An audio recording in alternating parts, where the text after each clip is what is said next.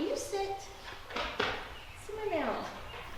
The office project is coming along nicely, but it might be nice to have a stair railing that's a little bit less imaginary.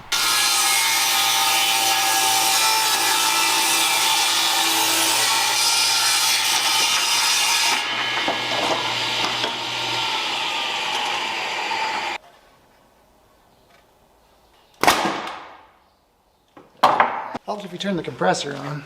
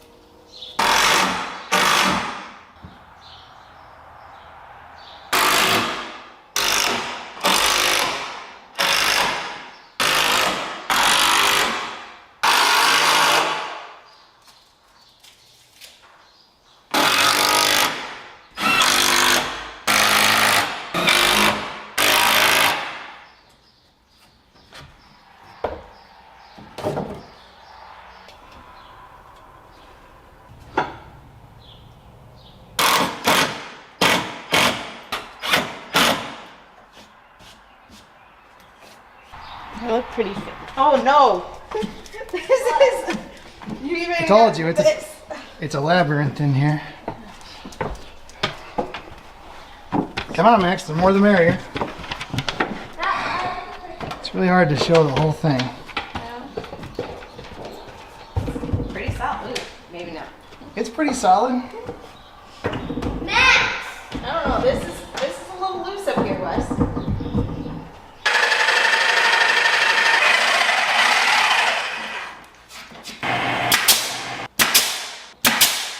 So we want the inside to line up with the close side of that groove. Safety squints. The glass will sit on these rubber pads. I also cut a groove into the header so it won't crush the glass when the floor joist sags. How am I supposed to hold it up from the inside? You have these things called opposable thumbs. You just hook them around.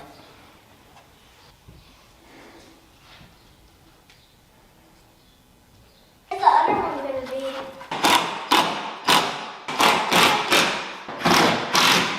The outer frame is built in sections and screwed together. I'm using Murphy's Law here.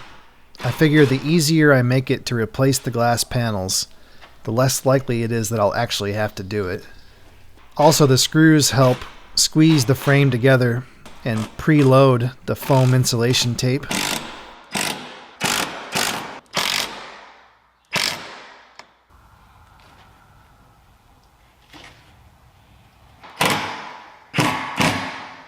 It looks fantastic, but there's a little bit of a problem. You wouldn't think glass would be that flexible, but it is. I mean, it doesn't have to be that strong, but I kind of think it needs to be stronger than that. So I'm going to build some beefier middle supports.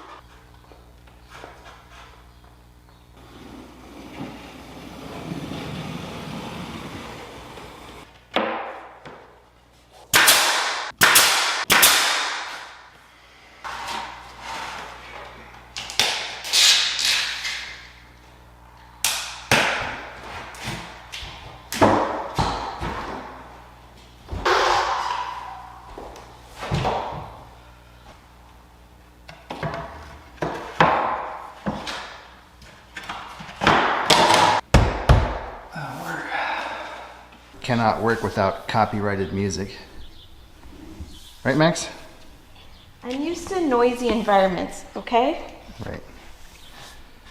This is too quiet in the shop. All right, enjoy your yellow door. I hope it looks good. I really do. Me too. We are getting very, very close.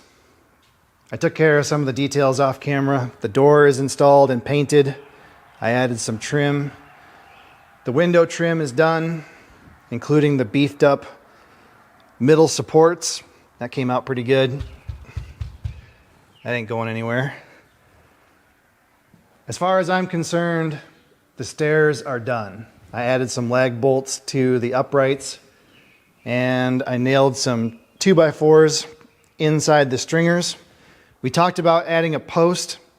I'm not going to do that.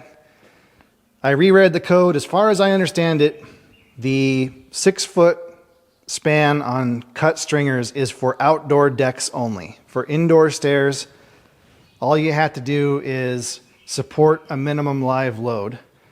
And I analyzed the structure. This thing is super beefy. It's good for about 3 times the suggested live load requirement.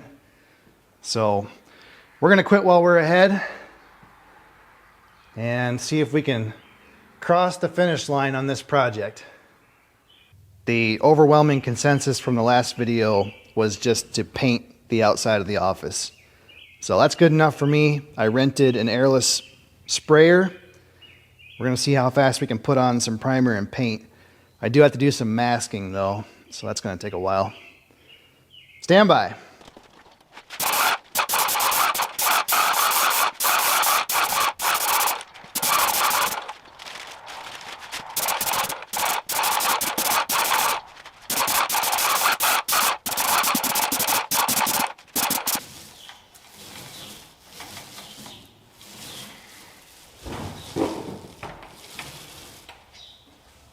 That's my first time using an airless paint sprayer. It's advertised as no overspray, but my floor and my boots would beg to differ. That is a lot of overspray. Luckily, I covered up the Malibu. We need a gate or door at the top of the stairs. Just something to keep the humans from falling out, but still allow access with the forklift.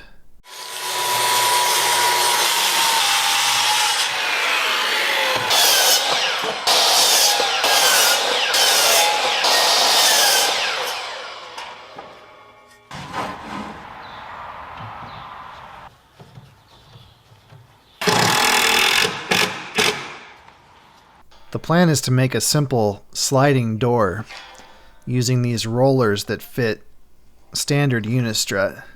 Naturally, we had to subject them to a battery of durability and speed tests. Oh, that was number one.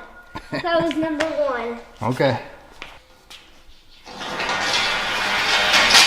Number three. That was a tie. That's a number three. I saw it. I don't know. Redo. Yeah, that was number three. I don't know. That was definitely number three. You say so. Despite those dubious test results, I think they'll hold up a wooden door.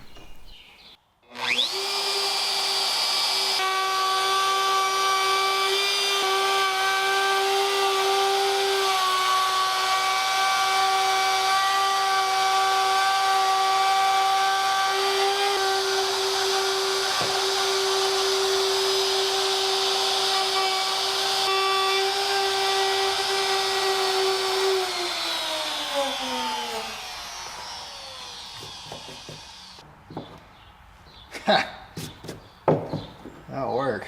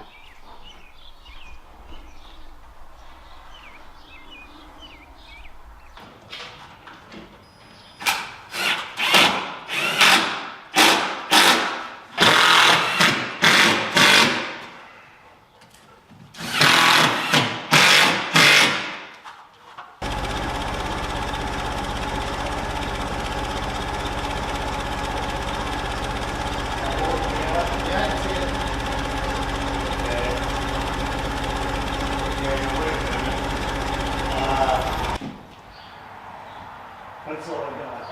1 foot, 8 inches. Doing good. There it is. It started. Okay, another.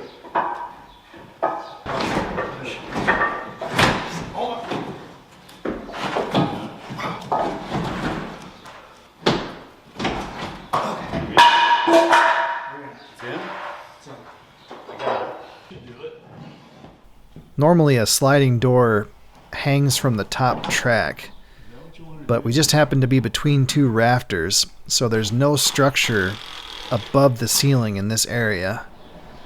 In this case, the top track just keeps the door from tipping, and all the weight is carried by the bottom track. It actually worked out pretty good. Still push it all the way to the ladder again. Let's see how much. And it's getting closer to the wall as we go. So why don't I move that out about 1/4 of an inch and we'll see what that does. I think so. Have I mentioned how much I love painting? Most of the wood I've painted has at least 4 coats of paint. Some of it has 5 or 6. Plus it's crazy expensive. I've spent over $1,000 just on paint.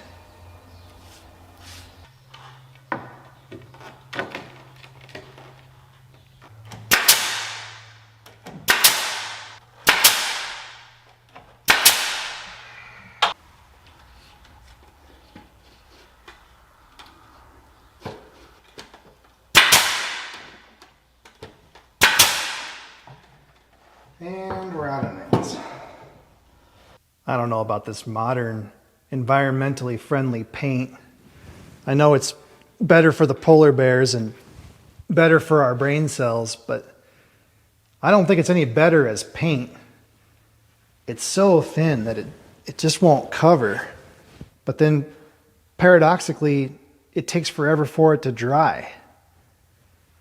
Now, some of this paint's been on here for 3 weeks. and it still feels a little bit tacky. Something really weird just happened. I think I'm done. What do we do now? Let's take a tour of this fine facility. I changed some settings in the camera, so hopefully it's less nausea-inducing.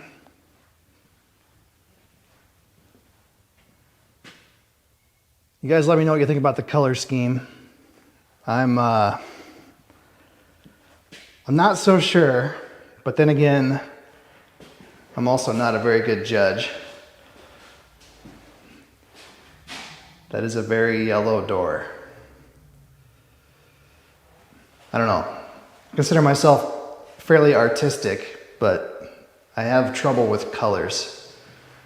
My wife says I'm colorblind, even though the Department of Motor Vehicles begs to differ. I installed a flush mount cover on the breaker box. I had to order that. They didn't have it in stock when I bought the box. All the trims installed and painted. I think it looks pretty nice. Probably too nice. I don't know what we're going to do about the floor.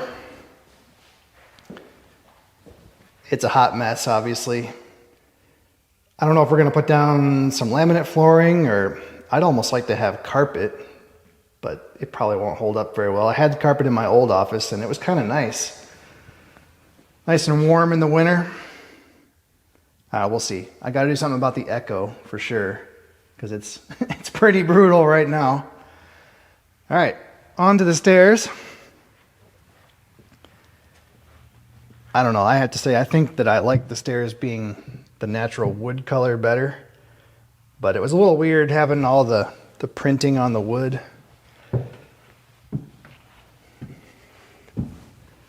Got my nice blue accent. And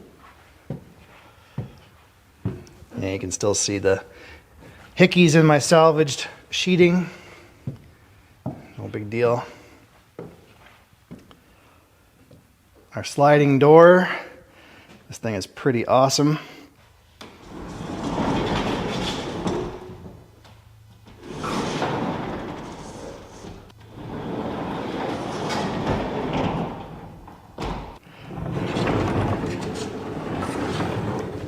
Just like that, we have a great big opening. We can load pallets with the forklift. I've already been doing a little bit of that. I started setting up my shelves. That's a project in and of itself. I've got a heck of a lot of paint for a guy that doesn't like to paint. Anyway, I'm trying to be pretty strict about what I put up here. So my strategy is, if I find something and I don't remember that I had it, I'm either going to toss it or sell it, because obviously I didn't need it that bad if I didn't even know I had it. If I haven't used it for a year, I'm going to think about whether I might use it in the next year, and if the answer is no, I'm going to try to toss it or sell it. But I've got a lot of stuff. This space is going to fill up pretty quickly. Luckily, it's designed for 150 pounds per square foot of load. So you could actually put 11 tons up here as long as you sort of evenly distributed it. Yeah, this is great.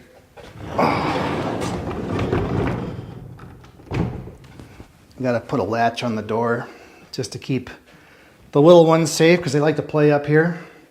And then I'm just going to leave this doorway open.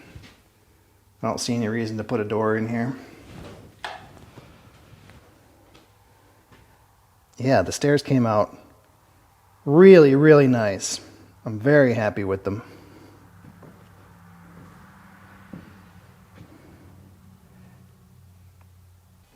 I want to say thanks everybody for sticking it out on this project. I know it's been a long haul.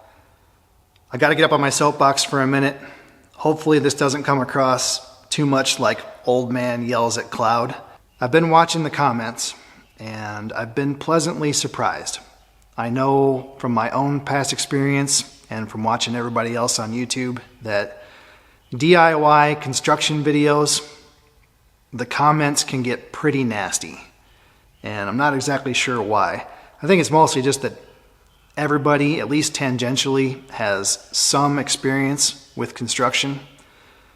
But also there seems to be this attitude among people in rich countries like ours that if you can't do something as fast or as well as someone who has decades of experience and thousands of dollars worth of specialty equipment, that you shouldn't even try. And I just think that is the stupidest possible attitude. You know, we're creating a society where nobody knows how to do anything, and we're actively discouraging them from even trying to learn. I'll tell you something about your brain that you may not know. When I was a kid, I read an article in Outdoor Life or Field and Stream about what to do if you get lost in the wilderness.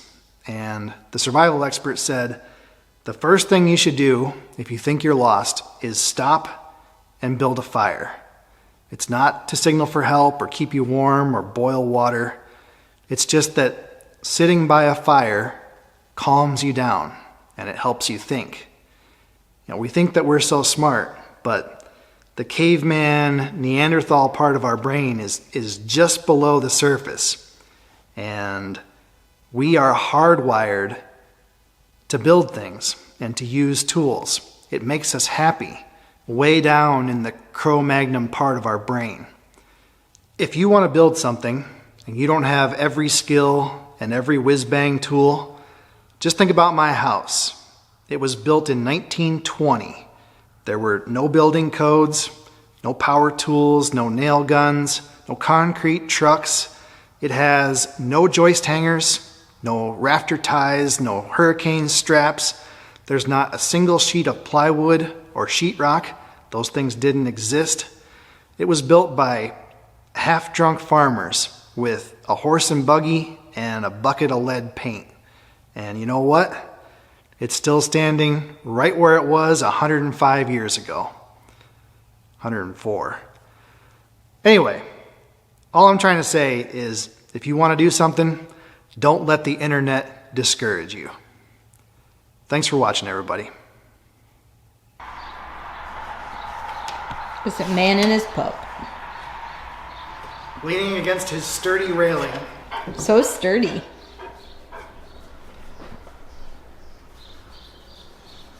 Looks good. Sounds like a storm's coming in. That's why we got home early.